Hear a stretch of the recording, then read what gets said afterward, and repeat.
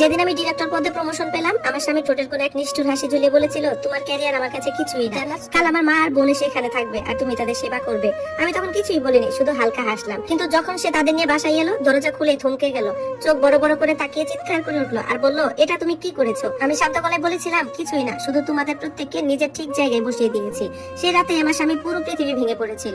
12 বছর ধরে নিজের রক্ত ঘাম ঝরিয়ে কাজ করার পর যখন কোম্পানি আমাকে সিনিয়র অপারেশন ডিরেক্টর পদে উন্নীত করলো, তখন মনে হয়েছিল অবশেষে হয়তো আজ আমি আমার বাড়িতে গর্ব অনুভব করতে পারবো। আমার নাম অনন্যা রহমান, বয়স 36।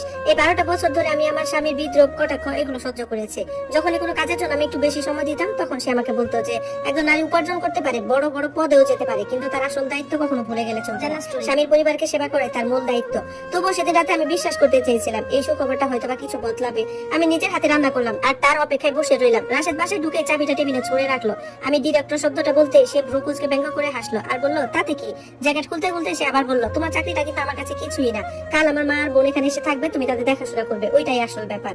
আমি চুপ করে তাকিয়েছিলাম ওর দিকে, ভেবেছিলাম সে মজা করছে, কিন্তু না, সে একদম সিরিয়াস। সে খুব স্বাভাবিক ভঙ্গিতে বলল, তার মা আয়েশা বেগম আর তার বোন নাজমা অনেক সমস্যায় আছে, তাদের একটু সাপোর্ট দরকার। আর সেই সাপোর্ট মানে আমি রান্না করব, ঘর পরিষ্কার করব, নিজের কাজে সময় কমাবো, অফিস টুর বন্ধ করব, সবকিছু ছেড়ে দিয়ে তার পরিবারের জন্য নিজেকে ঠেলে দেবো। সে সবকিছু ঠিক করে ফেলেছে, কিন্তু আমাকে কিছুই জিজ্ঞাসা করে নাই। আমি কোনো তর্কও করিনি সেদিন। আর এই নীরবতায় তাকে সবচেয়ে বেশি অস্বস্তিতে ফেলেছিল। আমি শুধু মাথা নেড়ে বললাম, আচ্ছা ঠিক আছে, আর আমার খাবার দাবার গুলো সব সরিয়ে ফেললাম। তারপর তাকে জিজ্ঞাসা করলাম পরদিন কখন সে তাদের আনতে যাবে। সে এমন ভাবে হাসলো যেন সে যুদ্ধে জিতে গেছে। পরদিন ভোরে সে গাড়ি নিয়ে চলে গেল। দরজা বন্ধ হওয়ার সাথে সাথে আমি ফোনটা তুলে নিলাম। প্রথমে ফোন করলাম সাবরিনা আপাকে, আমার আইনজীবী। তারপর ফোন দিলাম বাড়ির মালিককে, কারণ এই ফ্ল্যাটটার ভাড়া গত 2 বছর ধরে প্রায় পুরোটাই আমি দিচ্ছি। এরপর যোগাযোগ করলাম একটা এক্সপ্রেস মুভিং সার্ভিসের সাথে, যেটা আমাদের কোম্পানি ব্যবহার করে। বিকেলের মধ্যে বাড়িটা আর আগের মতো ছিল না। রাশেদের সব জিনিসপত্র আলাদা করে গুছিয়ে তালিকা বানিয়ে প্যাক করা হলো। বাড়ির প্রধান লকটা বদলে ফেলা হলো, মালিকের অনুমতি সহ। ড্রয়িং রুমের টেবিলে আমি একটা নীল ফাইল রেখে দিলাম। ভেতরে ছিল লিজ এঙ্গেজমেন্ট, ব্যাংক স্টেটমেন্ট, ট্রান্সফারের কপি আর ছোট্ট একটা নোট। সেখানে লেখা ছিল, যেখানে সম্মান নেই সেখানে সম্পর্কের কোনো অধিকার থাকে না। রাত 8:20 বাজে। লিফটের শব্দ পেলাম। প্রথমে শোনা গেল বেগম আয়েশার গলা, তারপর নাজমার হাসি, আর শেষে রাশেদের চাবি দিয়ে দরজা খোলা ব্যর্থ চেষ্টা। ডোরবেল বাজলো 1 বার, 2 বার, 3 বার। আমি দরজা খুললাম। সে দেখলো ফাঁকা করিডোর, সারি করে রাখা হয়েছে তার সুটকেস, আর তার পাশে দাঁড়ানো তালা চাবি মিস্ত্রি। তার মুখের রংটা মুহূর্তেই ঘুরে গেল। অনন্যা, এটা তুমি কি করেছো?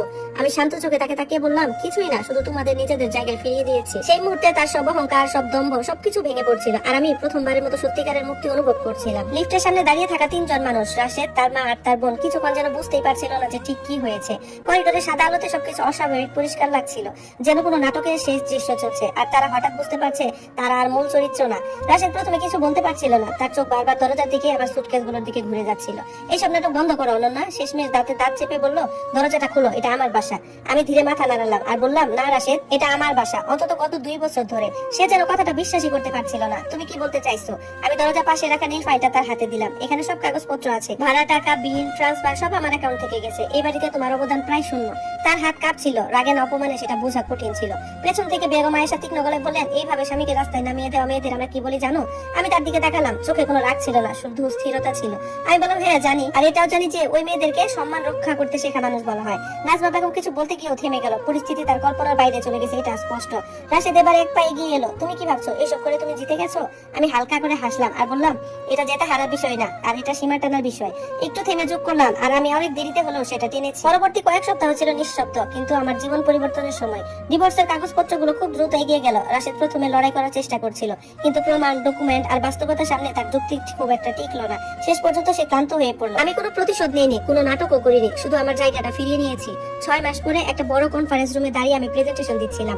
বোর্ড মেম্বাররা মনোযোগ দিয়ে শুনছিলেন। প্রজেক্টটা ছিল কোম্পানির একটা টার্নিং পয়েন্ট। প্রেজেন্টেশন শেষে সবাই করতালি শব্দ উঠলো। আমি একটু থামলাম, গভীর শ্বাস নিলাম।